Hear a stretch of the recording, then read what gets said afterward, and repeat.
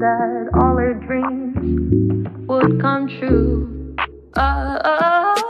She was only 17 when Pretty Starman came offering that. Yo! What up guys? Welcome back to my channel. This is Bisaya Explorer and I'm back again with another video mga boss. So today mga boss is motovlog downtown Tagum again. And excited ko kay mag-vlog kay ako bagong intro, di ba? Nakita ninyo. Try na ako. Pero siguro muna na akong intro for this year, di ba? Ayos guys. So again, back again. Musta mga boss? Anong balita sa inyo mga boss? Ayan, try natin mag-Tagalog ulit para masanay. Ayan, ngayon is punta ako ng downtown. Babayad ako ng tubig. 2 months na yung billing and baka daw maputulan. Kaya ayun, samahan nyo ako mga boss. And while nagbiyahe tayo mga boss, pag-usapan natin yung pinakabagong labas na 2021. Walang iba kundi si Aerox.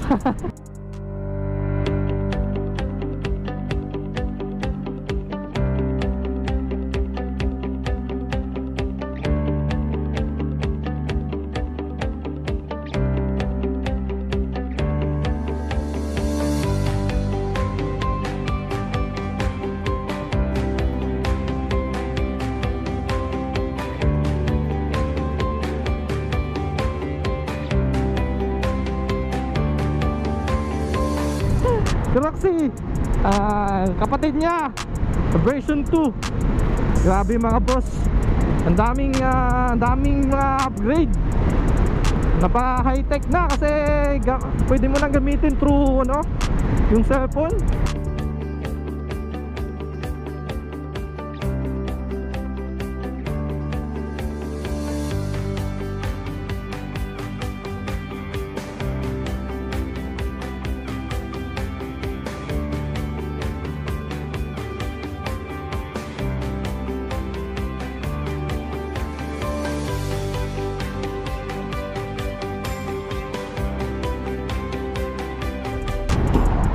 May app na, connect na mo lang.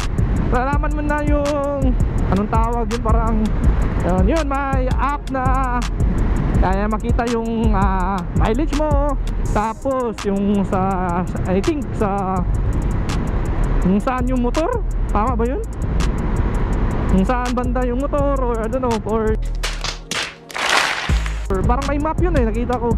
And then yung yung oil, change oil, makikita mo din kung kailan ka nagpa-change oil, wiring na ba. Galing, grabe. Kaya mga boss, ang kagandahan ng yung Aerox version 2 is malapad na siya, yung harapan na gulong malaki na compare dito sa version 1. Yun, malapad na siya. Wow.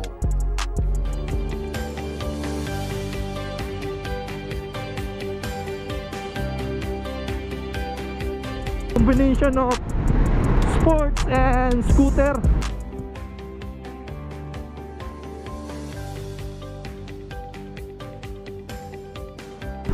Pinag-combine. Yun, grabe. Malapad na yung harapan na gulong. So, ang next na upgrade niya mga boss is yung tank niya, tank capacity. Kasi ito, nasa 4.6 lang. Yung version 1, yung tank niya medyo maliit. Kaya nga minsan nagreklamo ako. Minsan nga parang ayun, hindi talaga siya pang long ride yung tank kasi ang bilis na maubos. 4.6 lang. Yung kagandahan ng Aerox 2 2021 is malaki na, 5.5 liters. Grabe, i-upgrade na nila talaga mga boss. So compare mo 4.6 sa 5.5, nasa 0.9 nung diferensya. So parang nilakihan nila. And then hindi naman sa reklamo ko ngayon kasi di ba pwede mo naman palitan yung tangke nito. Mas okay di ba kung sa pagbili mo ng motor, yun na yung tank niya capacity.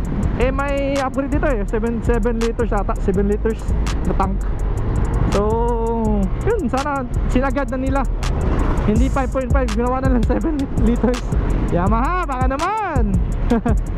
So, ang next na nakita ko mga upgrade doon mga boss is yung pinakapansinin talaga, yung looks. Grabe. Sobrang ang daming dismaya kasi iniba yung looks ng Aerox sa version 1. Yung version 2, yung bago is para siyang Honda Click.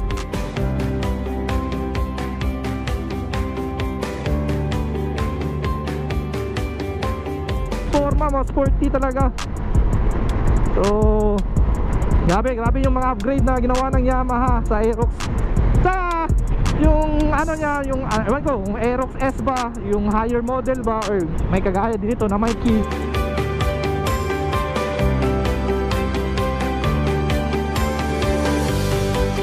Galing. Medyo, I think mahal siguro yung presyo kasi nga marami yung upgrade. And last but not the least mga boss is yung colorway. Grabe mga boss, ang daming kulay na inilabas.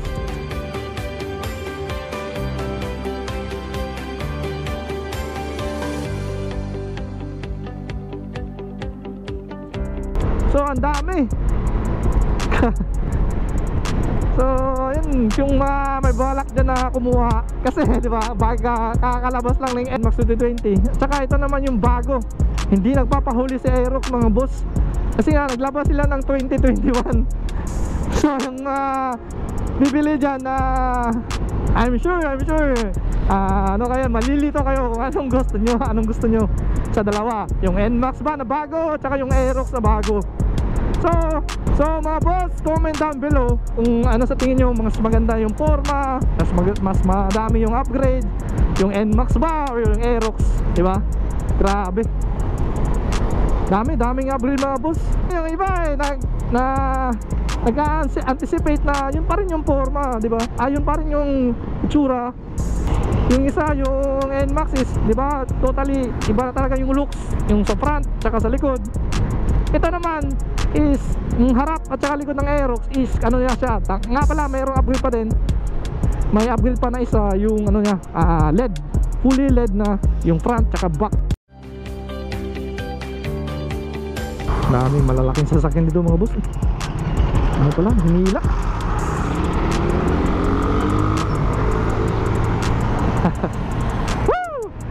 So ayan, excited na ba kayo mga boss? Grabe yung ang bilis na magpalabas ng mga bagong version. Si Roxy biglang tumanda. Kaya lang ko kasi parehas, same lang din yung itsura. Pero grabe talaga yung Yamaha, unexpected. So yun, comment down below mga boss kung ano sa tingin nyo yung mas maganda or mas madaming upgrade, yung NMAX ba or yung Aerox.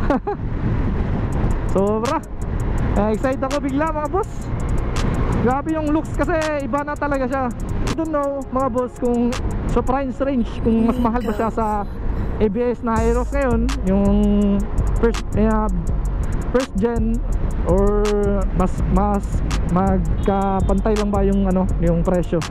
I don't know. Tingnan na natin. Baka may kasi yung Aerox mga boss is inilabas sa Indonesia pa first. So anticipate pa tayo mga boss sa yung bagong Aerox kasi yung NMAX dami na dito, marami nang naka-on ng NMAX 2020. Yung panel din ng Aerox iba na.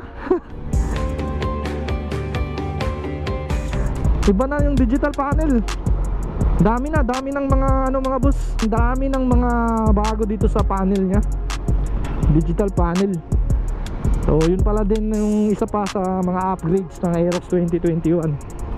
So sa mga magbabalak dyan na kumuha, ano na, ipon na, pang down, pang cash.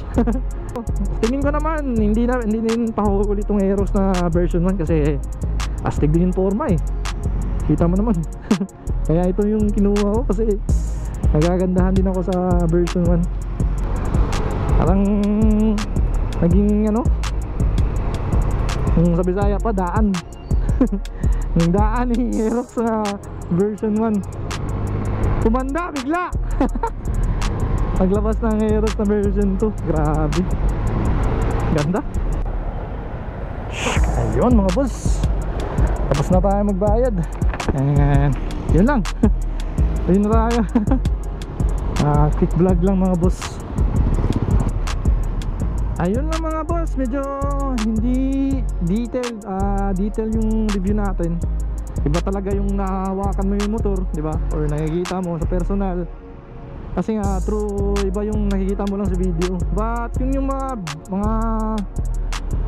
nakita ko lang sa video na nilabas ng Yamaha Indonesia, yung 2021 nila na Aerox S ba tawag dun? Parang. So yun, napakaganda. So I'm sure pa nandito na yan sa Pilipinas, marami na i-review na yan ni Makina, Sir Zach. Kaya talaga kasi makakauna na ang review niyan. So dito ko lang yan ang video mga boss. Maraming thank you sa suporta. Then maraming thank you sa nakasubscribe. So road to 2K na tayo mga boss. So yeah, dito na lang. This is Bisaya Explorer. And always remember mga boss, ride safe. And kita-kits sa another vlog mga boss. Peace out. Baha. Nico.